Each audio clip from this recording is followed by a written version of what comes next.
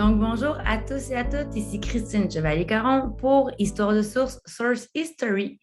Donc, pour ceux et celles qui ne connaissent pas le projet, il s'agit de rencontres avec des historiens, des historiennes ou encore des sociologues, des militants, militantes qui participent à la production de connaissances historiques.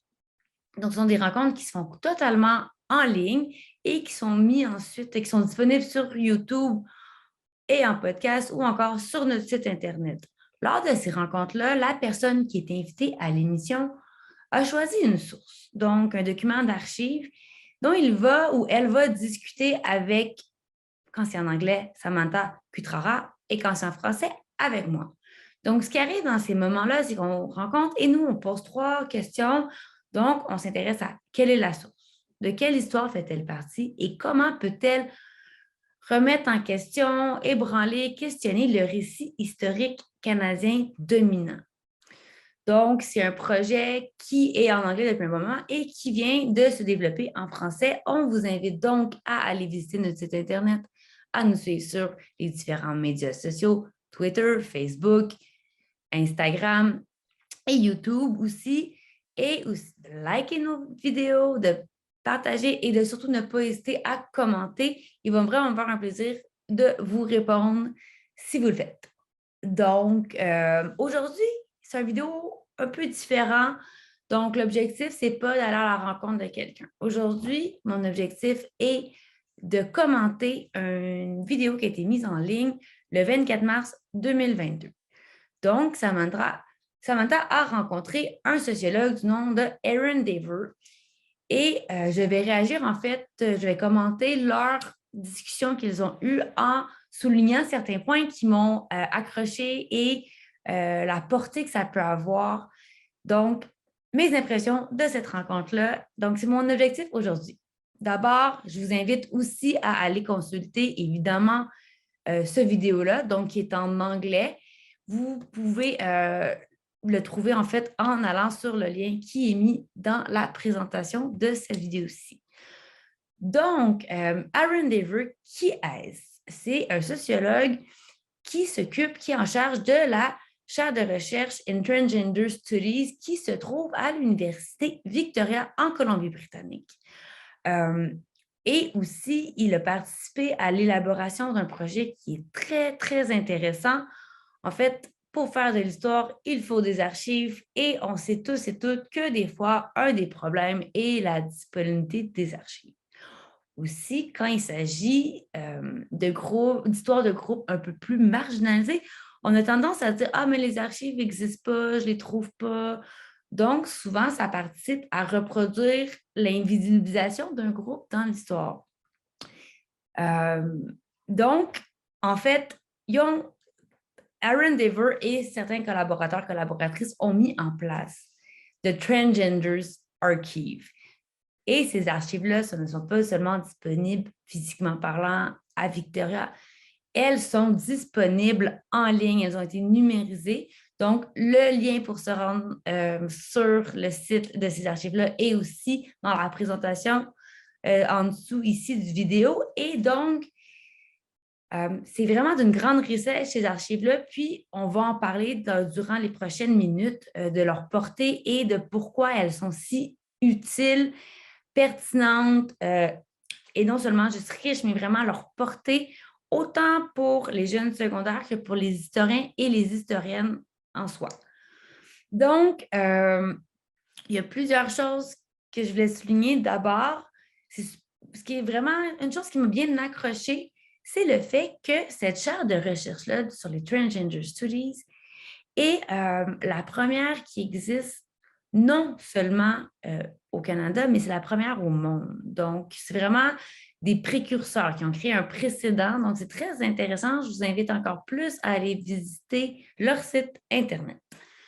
Donc, avant de parler un peu des archives en soi, il y a certains points qui m'ont aussi intéressée, dont je voulais faire mention dans cette petite vidéo-ci.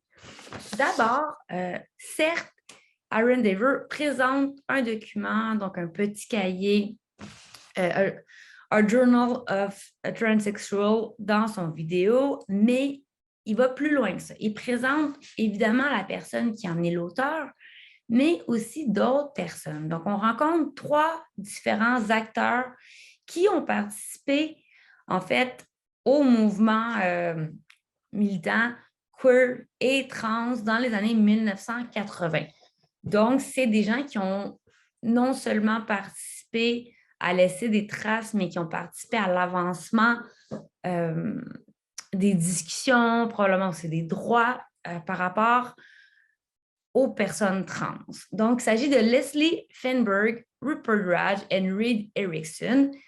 Donc, on voit un peu les trajectoires des 3 personnes, mais au-delà de simplement voir les trajectoires de ces 3 individus-là, on voit aussi qu'il y a eu un dialogue entre ces personnes-là, puisqu'ils n'étaient pas toujours du même avis sur tout.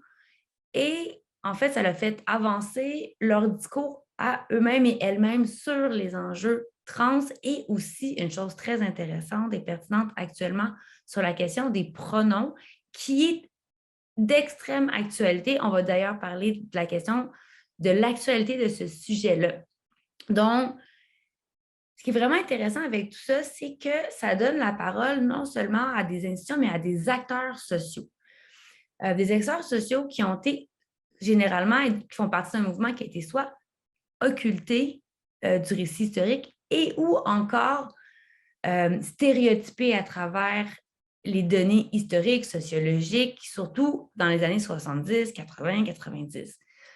Donc, à travers les trajectoires de ces individus-là, on voit les interactions entre les différentes personnes qui y prennent part, mais aussi ça permet vraiment de redonner la place à des gens qui ont été occultés, à des mouvements qui ont été occultés, à des enjeux sociaux aussi qui ont été mis de côté dans le récit historique et qu'on va souvent présenter aujourd'hui comme s'ils émergeaient, mais en fait, les enjeux actuels ont une histoire et ça, c'est important de le souligner aussi.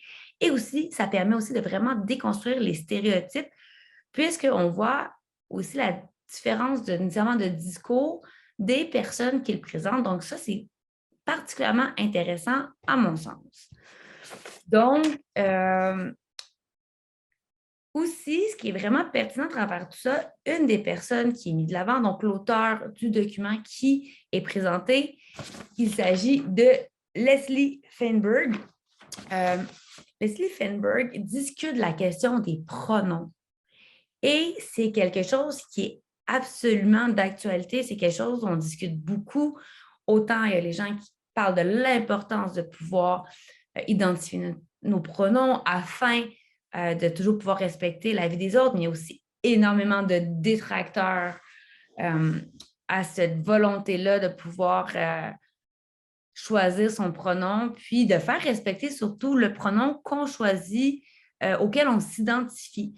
Donc, ça permet vraiment de jeter un regard historique sur l'actualité, mais aussi de produire un récit historique pour les personnes qui eux-mêmes, elles-mêmes, peuvent s'identifier comme personnes, en fait, les personnes trans ou les personnes qui s'identifient à l'identité de leur choix dans le mouvement queer, ça leur crée aussi un récit historique qui existe et qui a été très longtemps oublié.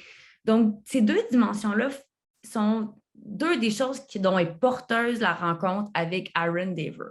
À la fois, donc, jeter un regard historique sur l'actualité, mais aussi montrer que les luttes queer, les mouvements queer, les identités, les questions autour des identités de genre, les identités n'est pas quelque chose de nouveau, est ancien et on doit restituer cette histoire-là pour toutes sortes de raisons, notamment parce que les gens ont le droit d'avoir leur récit historique et c'est très important. Donc, on voit que les gens, les groupes marginalisés ont une histoire, des histoires et ces sources-là, autant celles qui ont été présentées dans la vidéo que celles qui se retrouvent sur le site Internet, peuvent servir à déconstruire le récit établi et aussi à combler des lacunes, des oublis qui sont parfois des oublis, on va se le dire, volontaires ou encore revoir les stéréotypes que le récit historique a permis en fait de à la fois diffuser et de reproduire. Donc, toutes ces dimensions-là sont des choses qui sont vraiment importantes et qui ressortent de cette vidéo-là. Ensuite, je vous invite vraiment à aller visiter le site des archives, puisqu'il s'agit d'archives qui viennent d'à peu près tous les continents et qui, donc, il y a des archives en 13 langues différentes. Donc, ça permet de se familiariser avec l'histoire des différents mouvements queer, trans, qui ont marqué non seulement l'histoire du Canada, mais l'histoire de différents pays, régions et surtout l'histoire de multiples personnes. Donc, n'oubliez pas de liker, de diffuser et surtout d'aller voir la vidéo dans la rencontre de Samantha avec le sociologue Aaron Dever. À la prochaine!